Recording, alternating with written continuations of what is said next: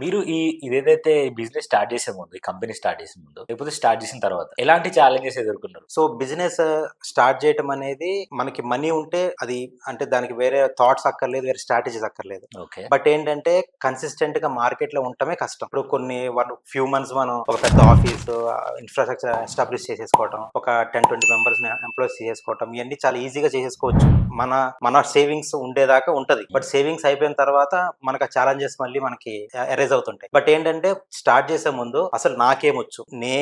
నాకున్న టాలెంట్‌లోనే నాకున్న నాలెడ్జ్ నుంచే బిజినెస్ అనేది మనం ఎస్టాబ్లిష్ చేసుకోవాలి. నాకు రాని ఫీల్డ్‌లోకి నేను ఎళ్ళాననుకోండి, వేరే వాళ్ళ మీద డిపెండ్ అయ్యి ఉంటాను. నా ఓన్‌గా నేను డెసిషన్స్ తీసుకోలేను. సో, ఒక బిజినెస్ స్టార్ట్ చేయాలంటే దానికి అసలు మార్కెట్‌లో ఎలా ఉంది? మార్కెట్ అనాలిసిస్ చేయాలి. తర్వాత దానికి సంబంధించిన స్ట్రాటజీస్ అన్ని అంటే ఏ విధంగా మనం మార్కెట్‌లోకెళ్ళాలి? ఎట్లా మనం చేసుకోవాలి? ఫైనాన్షియల్ మేనేజ్‌మెంట్ ఎవ్రీ మంత్ మనం ఎంత బడ్జెట్ పెట్టుకోవాలి? దానికి మనం క్వాలిటీగా ఎట్లా యూజ్ చేసుకోవాలి? సో, ఇవన్నీ ఇంపార్టెంట్. సో, నాకు స్టార్టింగ్‌లో నేను స్టార్ట్ అయినప్పుడు కొన్నిసార్లు లో అవుతాం, కొన్నిసార్లు హై అవుతాం, కొన్నిసార్లు బడ్జెట్ ప్రాబ్లమ్స్ కూడా వస్తుంటాయి. అవును. బయటికి మాత్రం బిజినెస్ ఒక కంపెనీ అన్నట్టు ఉంటది గానీ, లోపల జరిగే స్ట్రగుల్స్ అన్ని జరుగుతూనే ఉంటాయి. బట్ అవి కూడా మనం ఓవర్‌కమ్ అవుతూ ఆ ఫైనాన్షియల్ డిసిప్లిన్ చూసుకుంటూ ఎంత కన్సిస్టెంట్‌గా మనం మార్కెట్‌లో ఉంటే అంత మనం డెవలప్ అవ్వటానికి ఈజీ ఉంటది. ఓకే. స్ట్రగుల్స్ అనేది అది మనం తీసేయలేము. స్ట్రగుల్స్ వస్తేనే we can bounce back yes. More. Exactly. ఇంకా గట్టిగా బౌన్స్ బ్యాక్ అవుతాం. అవును. అవి మనకి యూజ్ అవుతాయి. అవును. ఇది స్టెప్పింగ్ స్టోన్స్. Yes sir.